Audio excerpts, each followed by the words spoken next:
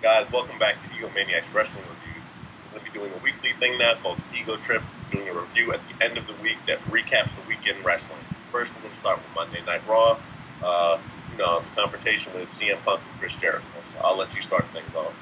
Well, of course, we all thought we were going to start off with, there was going to be the start with the champions versus champion singles match rematch from SmackDown. CM Punk versus Daniel Bryan. Punk comes out, of course the fans go crazy as they always do. As they're introducing the greatest World Heavyweight Champion in recent history, Jericho decides to walk out instead of Daniel Bryan. Jericho comes out, gets in Punk's face about being a wannabe, about how he's the best in the world at what he does. CM Punk retorts with him being the best wrestler in the world. And in my opinion, neither one of them are the best wrestler in the world. Daniel Bryan is. But that's neither here nor there. After it's kind of weird. They both have claims as to why they should be the best. Jericho was always, an excellent wrestler, but now he went away. Now CM Punk wants the title and shit, so he got the match at WrestleMania, and it was all, this has been set up since Jericho even came back. That's all he wanted. So it's going to be a good match at WrestleMania. I can't wait to see that. It's going to be an excellent wrestling match. The only thing that would have made me happier, to be honest with you, is somehow they would have done the three-way with Daniel Bryan included, which I'm sure you can agree with as well. Yes, but knowing WWE, a lot of times to me, WWE has their brilliant moments, but brilliant moments are they're not even a dime a dozen with WWE. They're like for every 12 to 20 mistakes WWE makes, they give us 2 or 3 good things. So it's one of those kind of things with WWE. Anyway, Bryan comes out, they have their match, CM Punk and Bryan, another classic matchup, but at the end it's a bit of a clusterfuck. Laurinaitis gets involved, Sheamus gets involved, somehow Teddy Long's involved. Somehow Bryan gets distracted and gets nailed with the GPS and gets pinned, which I'm sure you're not a fan of, but that's the way it went. Yeah, it's a bunch of garbage. Definitely. I'm trying to figure out where they're going with this thing with Teddy Long and Laurinaitis, because apparently next week Teddy Long's going to run Raw and Laurinaitis is going to run SmackDown. So it should be interesting to see. It's interesting. Everybody likes to tease Teddy Long with the whole tag team match thing. And to me, it's kind of funny. But, I mean, honestly, Teddy Long is a pretty solid overall on-screen GM character. He gives the fans what they want to see, and he's entertaining. Laurinaitis, I believe WWE just had nothing better to do with him since he never got over as a wrestler, except for that one time that he was in that tag team with the franchise. But I believe the reason Shane Douglas is retired is because he hurt his back carrying Johnny Ace all those years. We know how back injuries go. Exactly. But I too. People make jokes about Teddy Long, but he's been there for a number of years, man. Dude, Teddy Long's been there longer than most people know. Most people remember him as just the SmackDown GM. Teddy Long's been in the WWE since like WrestleMania, back in the day, like WrestleMania 14, where he was just a referee. So I mean, he does a good job.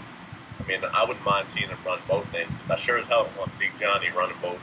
And Johnny Laryngitis. And his little friend, David Otunga.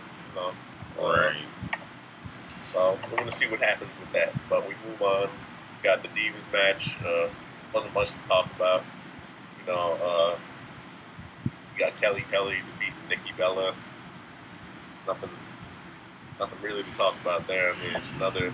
The Divas are getting a little better with the WWE.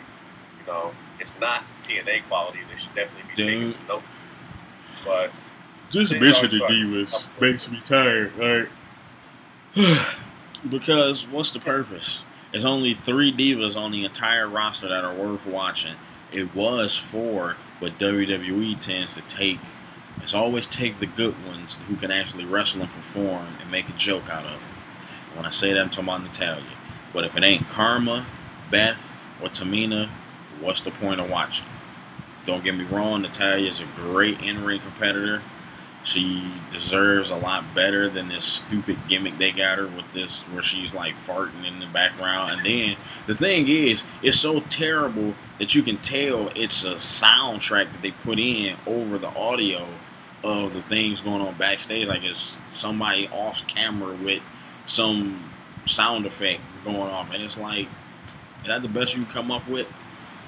And to me, the reason WWE is in at this point now where they can just get away with a bunch of trash that they put out is because there's no competition.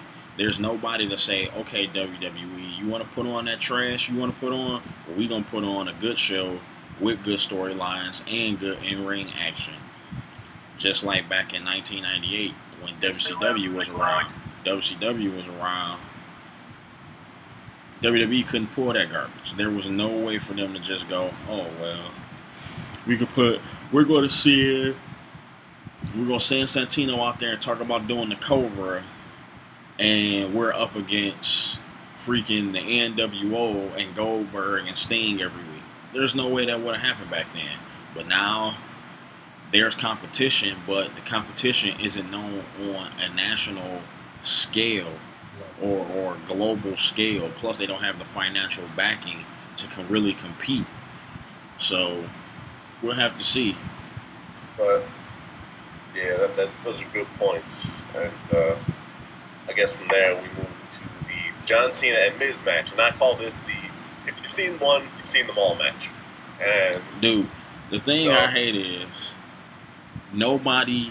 When I call Cena Hulk Hogan 2.0, it's not because he goes out there with his little stupid sayings or he does this instead of doing this. It's because he does things exactly like Hogan did. When Hogan felt he was on top and couldn't be touched, he did not want to lose to certain people. And he still has that garbage today. Even back when he was back in the WWE and like from 04, I want to say like 05, the end of 04, all the way to like the end of 07, I think, or the beginning of 07. SummerSlam. 2 SummerSlams in a row. He was set to put over Shawn Michaels at I think it was 06. Or was it Shawn Michaels at 05 and Randy Orton at 06? Yes, that's how. Right, because Randy Orton ended up winning the belt at 07. That's right. 06. He was supposed to lose to Shawn Michaels. What does he do? He goes in the back. I don't want to lose to Shawn Michaels. I'm Hulk Hogan.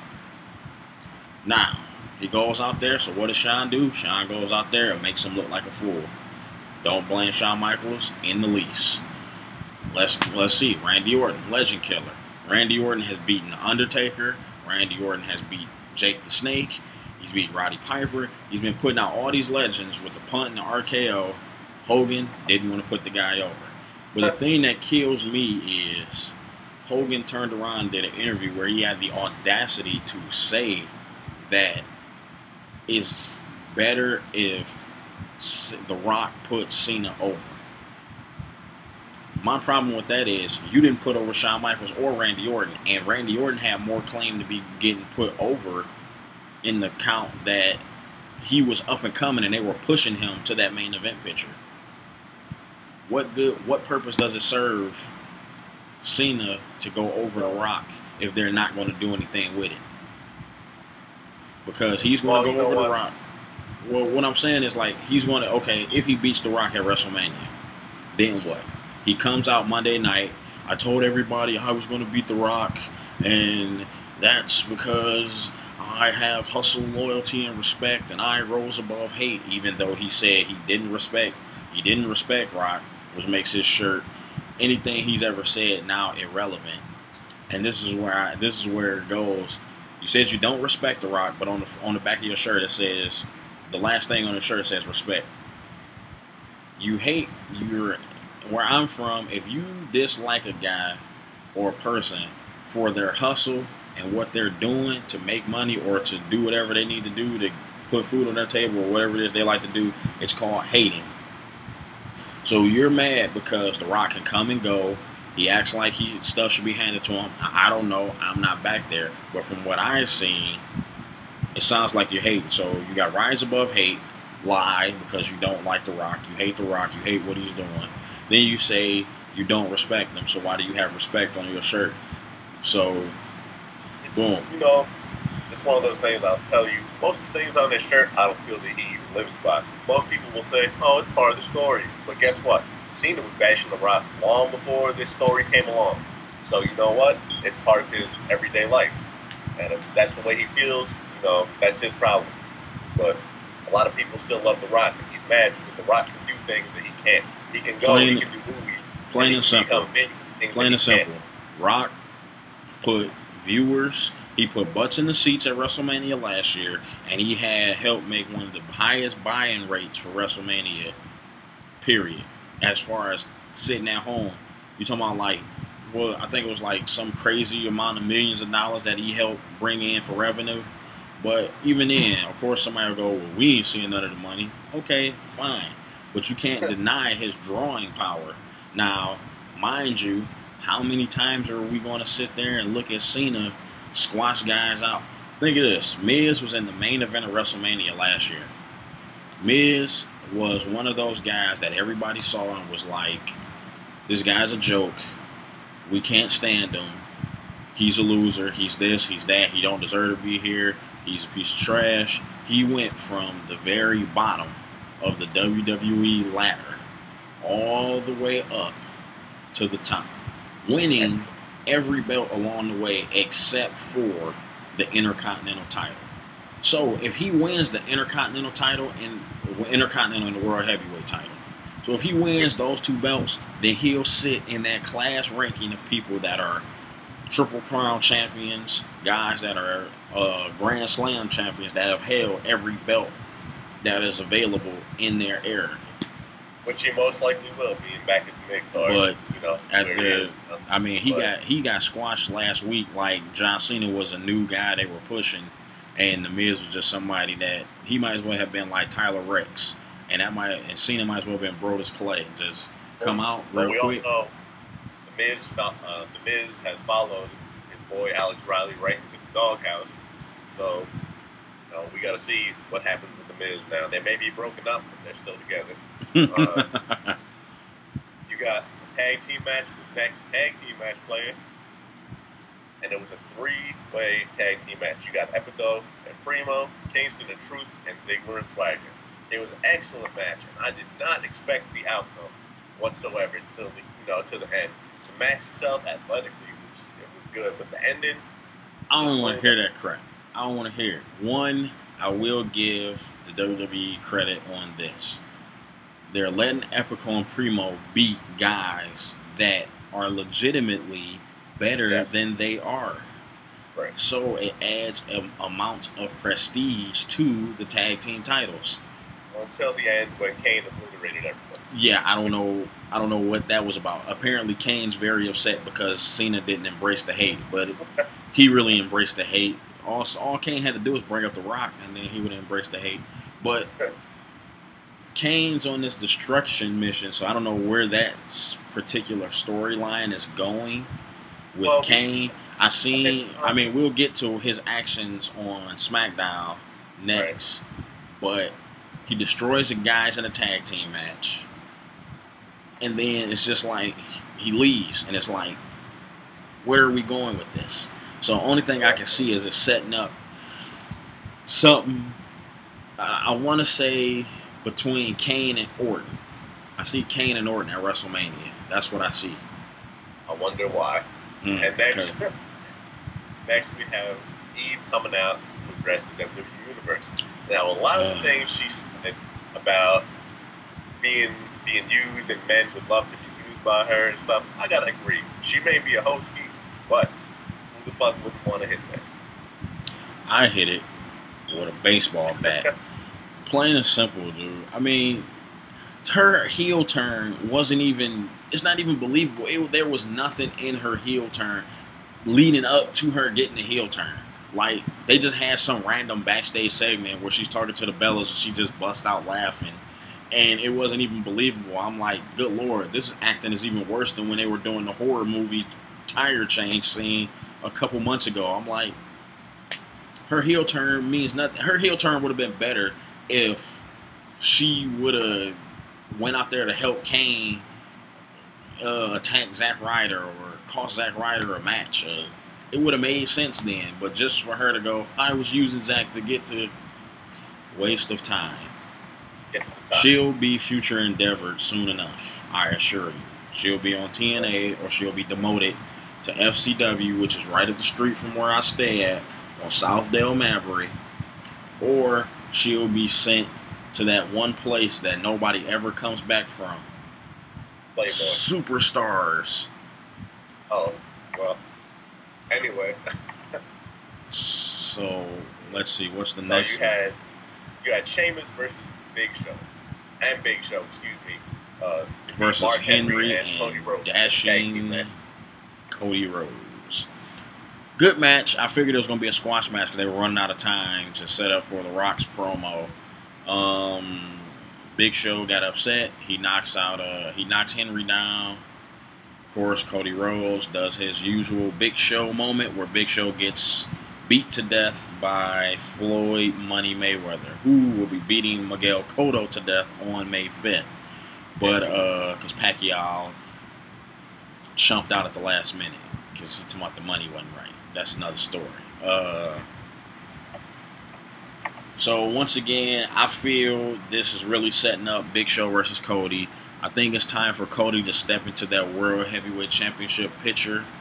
And he needs to, honestly, he doesn't need to drop the Intercontinental title. He needs to really win that match and add prestige to the belt. Or if he drops it to Big Show, then Big Show needs to defend it regularly, not these sporadic title defenses Cody Rhodes had. Cody Rhodes hasn't even defended the belt 10 times, and he's had it for over 200 days. And I didn't have a problem. I didn't have a problem with the match itself. It was a good match. But like you said, it was just Rhodes, it was basically he needs that big win for Mania. But I'm tired of seeing. I don't know about you, but I'm tired of seeing Mark Henry get knocked the fuck out and get pinned every week. Man. I read somewhere. I read the reason Mark Henry's been getting the screw job recently is because he never fully healed from his injury back at TLC, so he was getting very upset about not having time off to heal. And Vince McMahon is upset because he feels he should do what he's told to do when he's told to do it. And Mark Henry's contract will be up this year, and I doubt we'll see Mark Henry re-sign with the WWE. Because to me, it's very messed up that you had a guy, he was dominant, you gave him the title, he was one of the most dominant champions in the past 5 years. Most dominant champion in the past 5 years, destroying people with no remorse, and you treat him like he's some guy, just like, well, it should be an honor for you to be. It shouldn't even be an honor. It should be a pleasure for you to be here because you could be over in TNA. And I assure you, after Mark Henry, if he doesn't re-sign with WWE, he'll take the time off, heal up, and then he'll be in Orlando. He'll be in Orlando. To go to TNA, it could be a huge thing for Mark Henry. You know, he would be huge over there. I feel like they would use him better and more to his star status. And you know, he can start getting some more world titles under his belt. And then since he's using like you said, since he's using his real name, they can't stop him from being Mark Henry. And so he can go anywhere with Mark Henry, and they know who he is. World's strongest man. Do is try to stop the world's strongest man gimmick itself. But and you really can't do that because the world's strongest man is not copyrighted by WWE. It's a contest that's held on ESPN every other year or something like that. So to me, I think Henry should not resign, take time off, heal up, and then decide his options because I agree. Go somewhere that you're appreciated. You know, right, and that's the thing, give and that's the thing with WWE. A lot of times they don't appreciate the talent that they have until they leave and go somewhere else.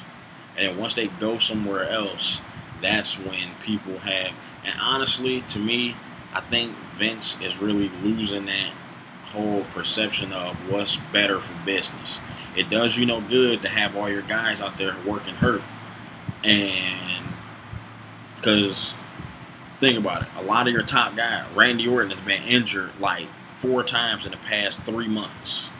Concussions, back problems, all kind of things. Randy Orton, his career length is shortening every time he gets injured. Cena has had his neck broken. He had his pectoral muscle torn off the bone. There's only so much more their bodies are going to be able to take before they go out there, and then it's just like the next thing, and the doctor is saying you can't wrestle anymore.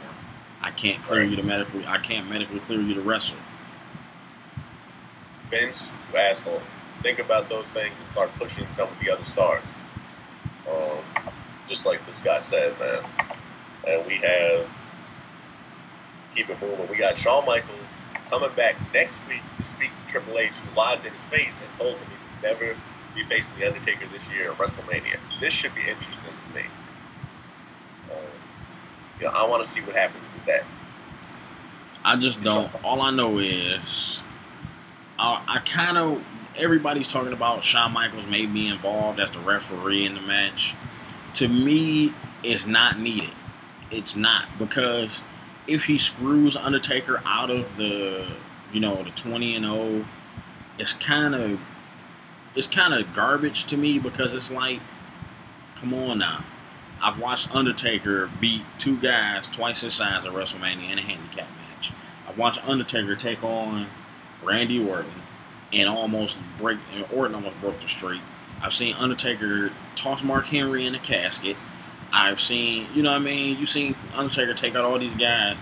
So, and then you would think, oh, well, I guess screwing Undertaker out of the streak is the only way to do it. But it really would leave a tarnish on WrestleMania to me if he just gets, Shawn Michaels is going to just flat out cheat to break the streak. Well, as you said, I had thought about it more this week about the referee situation.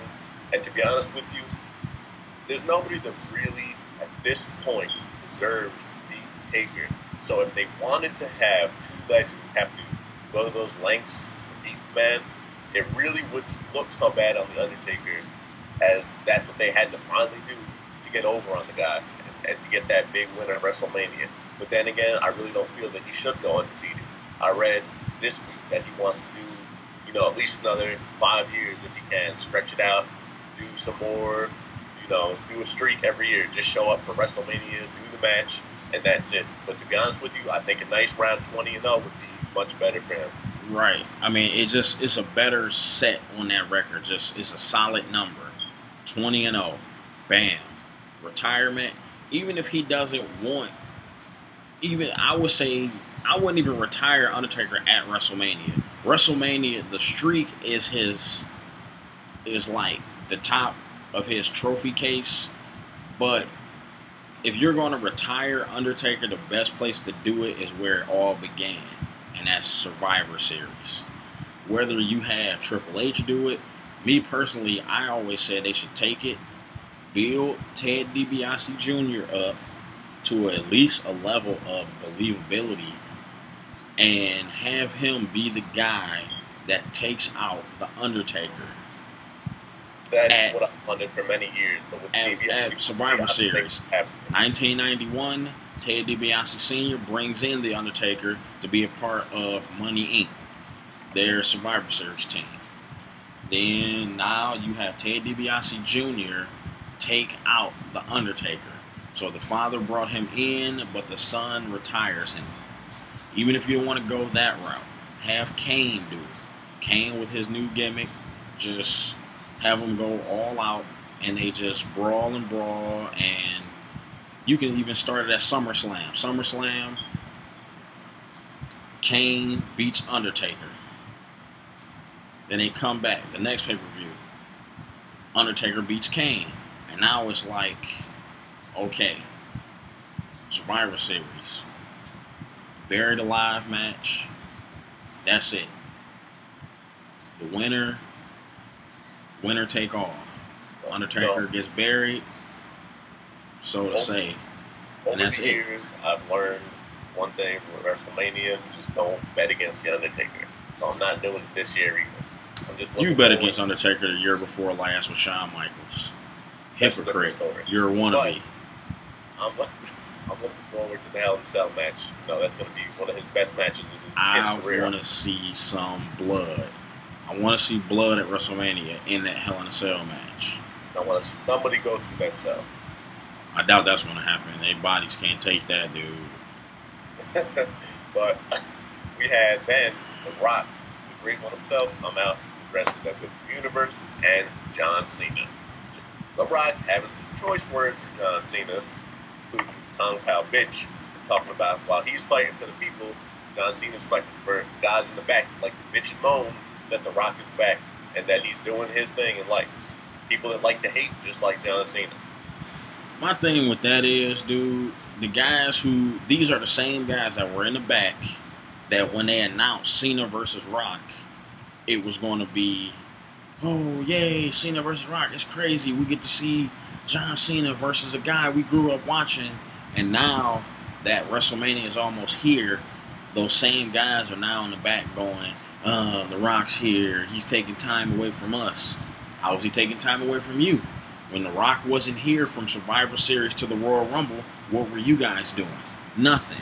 When The Rock wasn't here from Royal Rumble to Elimination Chamber, what were you guys doing? Nothing. So don't blame someone on The Rock because he's there and you're going to use him as a crutch or a scapegoat to say, I'm not getting over because The Rock's taking up all the time. Who was John Cena put over clean and helped boost them into star status? Nobody. Edge was already a star when he won the title from John Cena. He was already in his main event push. Biggest thing John Cena ever did to put somebody over was Sheamus, and that was an accident. That's what I said, because you knew it was an accident because the table got accidentally knocked over and both men were supposed to fall off of the top rope and go through tables for a draw. But you can't sit there and go, oh snap, wrong finish, and everybody's looking and going, now put the belt on Cena so we can sit here and boo this arena out because you cheated and just blatantly lied to us in our face. So, you know, everybody, I mean, Cena, but the thing is, Rock's out there doing his promo or whatever. Cena comes out, he interrupts The Rock. He gets in his face. He all of a sudden now he says, I'm the guy who talks about you when you're not here, and I'm the guy who talks about you when you're here. Okay, The Rock was there a few times live on Monday Night Raw. Cena didn't come out once. Now all of a sudden you come out and say now you talk to him, you talk trash about him when he's there. But now you did it one time. Cena had what most people would say 2 good promos where he finally got over on The Rock. And what? That's it. 2 promos. The promo the week before The Rock showed up and the promo The Rock got there where he came out there and talked about The Rock having bullet points on his wrist. I'm like, okay, and? The biggest part is that's obviously a plan by WWE to get Rock some cheap heat because, you know, he's not, John Cena is not the one over in this feud. Nobody gives a fuck about John Cena. Everyone loves The Rock. So to get him a little heat, get some notes on The Rock. Well, for what they're trying to do is they're trying to get the WrestleMania crowd to be split 50-50. Half for Cena, half for Rock. Everybody knows Cena's track record against guys in their hometown. If you're fighting a guy at a pay-per-view on their home turf, he's not going, especially a guy that gets booed. If you get booed in your own hometown, You ain't got no chance going into another guy's hometown in another guy's backyard and thinking you're gonna get a couple cheers. Yeah, there's gonna be some little kids out there with their little purple and orange and green and black and blue and whatever other colors he had for t-shirts out there going all excited. Yay, John Cena. But the majority of the crowd, when The Rock's music hits, you're gonna be able to hear the Dolphin Stadium from 5 miles away. When Cena's music hits, it's going to be nothing but a nice shower of booze. And honestly, to me, people think, I'm starting to believe Cena is getting X-Pac heat. He's not even at like Cena the character heat. People are more at a X-Pac heat level People just now. don't like the guy. They're tired of seeing the same thing. So in order to, and it's like, you think WWE would get the message, change up his character, do something with him, make him a bad guy. If you don't make him a bad guy, make him an anti-hero. No, you make him the same thing. He goes out there, gets beat up, does this miraculous comeback after getting beat to death with everything but the kitchen sink, and the guy loses to an STF or an attitude adjustment. But anyway, he tells The Rock some bullshit. He tells The Rock, keep on trending. He walks the fuck out. Rock tells him, just bring it. He's going to whoop his ass at WrestleMania. You know, then that's the show for Raw for this week. And then I guess we'll move on to SmackDown. We start out with a match that if you didn't see it, you must catch it. Sheamus versus Dolph Ziggler. It was one of those matches, man, that should have been on a pay-per-view at least, because the match itself was very good. These are two of the best guys right now, the rising guys in WWE.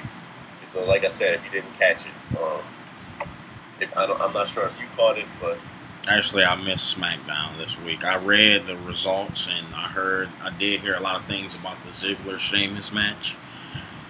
To me, Ziggler is he's like watching a tribute to the older guys, like the Mr. Perfects, the Shawn Michaels, and dare I say, even similar to Billy Gunn in his athletic ability. Fix your face. When I say that, think about some of the matches Billy Gunn has had where he's like his selling thing. Think about this. Royal Rumble, Billy Gunn comes in. Him and Road Dogg are against the Acolytes. Bradshaw hits this guy with the meanest clothesline from hell I've ever seen in my life. Billy Gunn does a complete 360 flip in the air. He reminds me, Dolph Ziggler has a lot of characteristics of Billy Gunn, that very arrogant cockiness of showing off during his match where he feels like he just can't be beat. Really, there's nothing wrong with that. Not at all. He's entertaining to watch, which is very rare in the WWE nowadays because a lot of guys are either too big to do anything or they don't get enough showtime to really, showcase the skills that they have in their in-ring ability. So it was an excellent match. Could have gone either way. It's obvious that 2012 will be Ziggler's year. Later on, after WrestleMania, and things get more stable with the titles and stuff. But right now, Sheamus got the win in an excellent match, which I didn't really care who won. And Ziggler was my favorite because the match was so good. After that, we had the confrontation between Laurinaitis, Mr. Excitement, and Theodore Long. Snickle Fritz. We got the information that they're going to be switching shows next week. Long we run at Raw, and we got Laurinaitis on SmackDown. I mean, it's going to be interesting to see where it goes, but for the most part, it's like, honestly, to me, dude, I think they should just have a brand new general manager in fact, they shouldn't even have general managers. Put the shows back together, 2 shows, 1 roster. Because right now, the brand split really doesn't give, especially with SmackDown. SmackDown's really hurting because, 1, it's previously recorded on Tuesday, which means by Wednesday morning I know everything that happens. Two, they lack star power. They only have a few guys that are actually putting people in the stands, and it's kind of messed up that it's like that. But WWE, for some apparent reason, can't stop focusing on one show that they don't pay attention to SmackDown. Like when SmackDown had guys like JBL, Eddie Guerrero, Randy Orton was coming up, Rey Mysterio when he was actually okay to watch. If you remember, man, Rock made SmackDown a must-watch show at one point. SmackDown really needs to go live again. You had guys like The Rock versus Triple H in the main event going at it. You know, these were some good The thing is, you don't have guys of that quality of sports entertainer anymore. Well, that goes back to what or even that quality of wrestler with the entertainment value. And it goes back to WWE not all of a sudden not knowing how to make stars.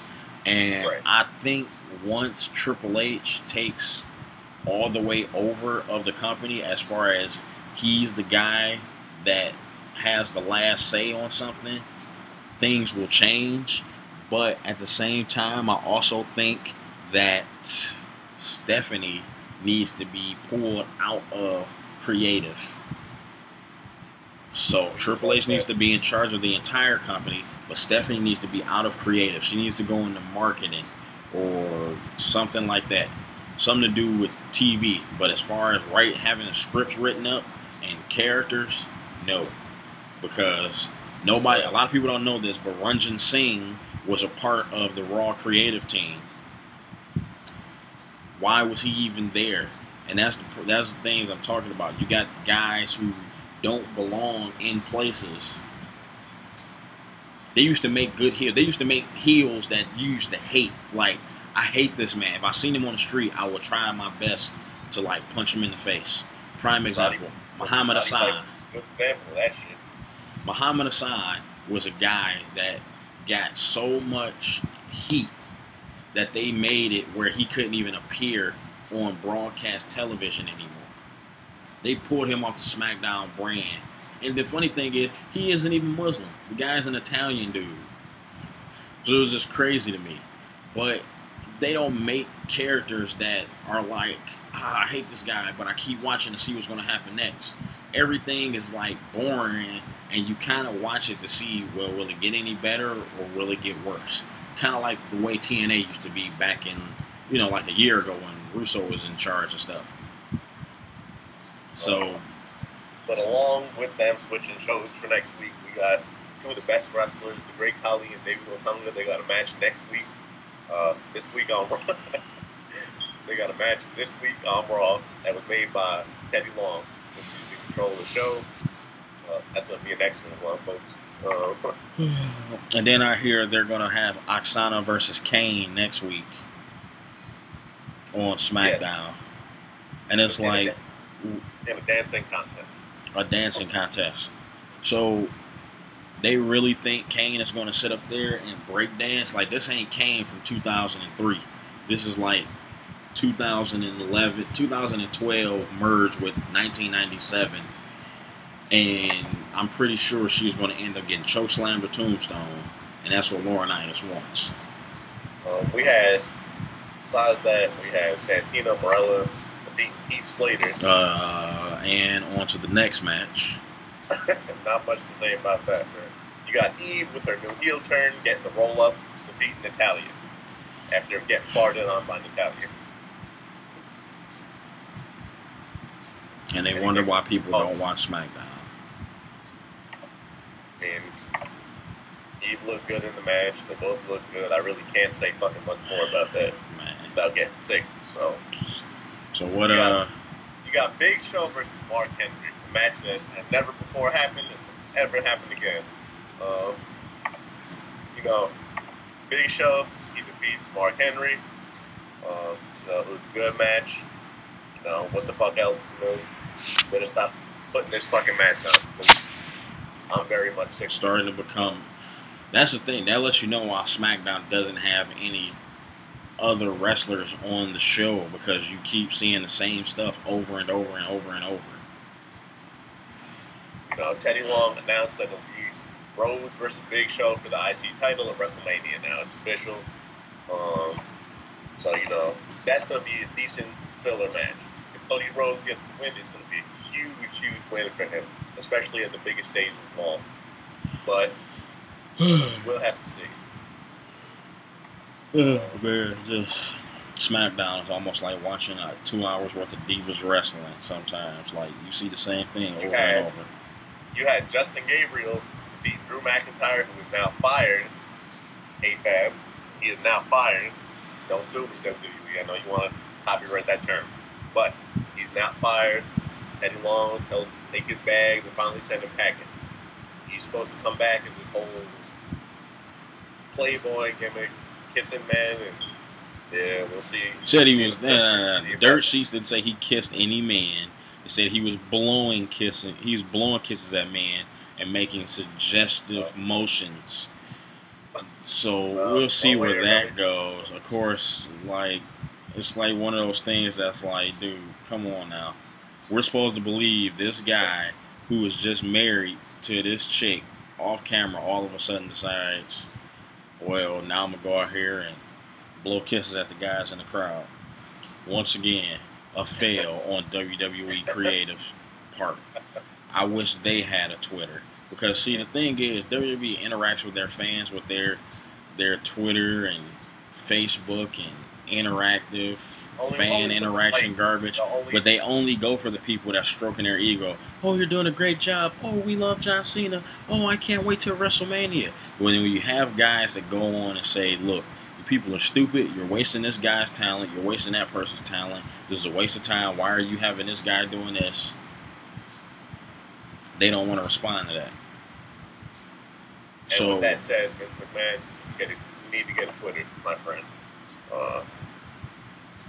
And we had Daniel Bryan versus Randy Orton, which was actually a real solid match. It was a good match. I mean, you got Bryan winning via countout. Kane attacks Orton after the match. Yes. Kane attacks Orton after the match. Daniel Bryan runs away. He runs to the back. Kane beats the hell out of Orton, I guess, because he couldn't get his hands on Cena anymore. Orton's next best thing is the poster boy for the company.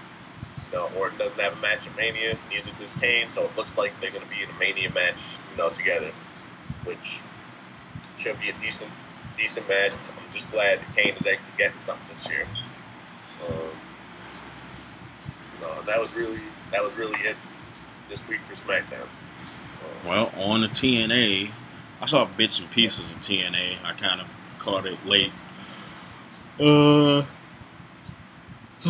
did catch a part where... You opened the show with Kurt Angle talking about Jeff Hardy. Talking about Jeff Hardy and the reasons that he doesn't like Jeff Hardy. Which the main reasons are because his kid has a lot of posters of Jeff Hardy. His kid worships Jeff Hardy. Why doesn't he worship Kurt Angle? Kurt Angle's his father. Kurt Angle's the best wrestler. You know what's funny? These storylines, I swear somebody's playing an old WWE video game. That exact storyline is from SmackDown. I think it's Here Comes the Pain. And I remember it vividly because you would be in a rivalry with the guy. And for me, it was always Matt Hardy for some reason. But he'd go, why is it that my kid has your poster on the wall and your pictures everywhere and he doesn't have any of me? And it's funny. I'm like, dude, is Russo still Shadow? Is he ghostwriting for somebody or something? I don't know. Out of all the things, Kurt Angle is a world-class wrestler. Out of all the things, you're going to complain because he has Jeff Hardy toys in his bedroom? Who bought them? Who bought them, Kurt? Who bought the toys? You did. It's your fault. It's true. It's true. Must have been the new Karen. But I kind of like the segment with Austin Aries and Robbie Roode going around and recruiting guys because they're tired of the injustices that are being done with Sting being in charge. Those two together at any time is a win, man. And if they put them together in a tag team, no, I don't even know what to say, man. That might be too much epicness for TNA itself. Wow. Bully Ray. They got Bully Ray in on it, but we'll get to that segment a little later on when they finally got out there with Sting. You had Daniels and Kazarian versus the phenomenal AJ Styles. Now the match to me, mind fucked the shit out of me at the end of the match. You got Kazarian letting Daniels get beat, helping him get beat, and then getting the win himself on Styles in the gauntlet match. Which the stipulation was that if AJ Styles won, we would find out why Kazarian is following Christopher Daniels around like a little puppy. We'll find out. Victory Road, everything will come out. That's what I think. I think Victory Road, everything will come to fruition. The next match was a knockouts match. Was it a knockout? No, we had the Zima Ion. Oh yeah. Where Zima Ion cut his promo. Now, don't get me wrong. A lot of people got upset about Zima Ion's comments. People, this is wrestling. It's all entertainment. Zima Ion, the night that Jesse Swanson got hurt, went on Twitter and said he hoped he had a speedy recovery and wished the best for Jesse Swanson. His comments on TNA last week were all a part of the storyline. So you got people who got upset like he's a jerk and he's this and he's that for saying what he said. Here's a little thing, unless you've seen Stone Cold Steve Austin's newest DVD. When Owen Hart broke his neck, Owen Hart never apologized. He never said, my bad. He never made any... He acted like it didn't happen when he broke Austin's neck. And Austin was a little sour about it, and he said it himself. And even Brett knew Austin was kind of sour about it, but in the end, it never changed his opinion on Owen Hart as far as a competitor. So, I mean, for people to go... It's a way to get heat, but obviously I'm sure Jesse's fine. Obviously he's fine, and I'm sure he's fine with it, so it's a way for them to build upon something upon in return. That's really all it is. Right. Besides that, Ion is talented and deserves where he's at anyway. So we had... next match was actually the last match. The Bobby Roode, Austin Aries, and Bully Ray combo versus Storm and the World Tag Team Champions, Joe and Magnus. The match itself, very good match. All the guys in there can go. There's not anyone in there that's a bad wrestler, especially when you got guys like Aries in there. Your favorite A-Double, I know. A-Double, greatest man alive. Storm gets the win with the last call super kick on Roode. But the real story is Bully Ray attacks Storm after the match and claims, although he's the number one contender, Storm has the match and the title shot. Somehow Bully Ray is going to steal his way into the match to face his friend Bobby Roode for the title. Bully Ray has come a long way in TNA as a singles wrestler. I, for one, didn't think that he would be a good single star, but he's actually proven me and a lot of people wrong. He's gotten in the best shape of his life, and I wouldn't be surprised if we see him with the title at some point when Roode doesn't have it. Right. I mean, I think it's a good push for him. A lot of people don't find it believable, and I said, really, people that say things like that, I say they've been desensitized by WWE.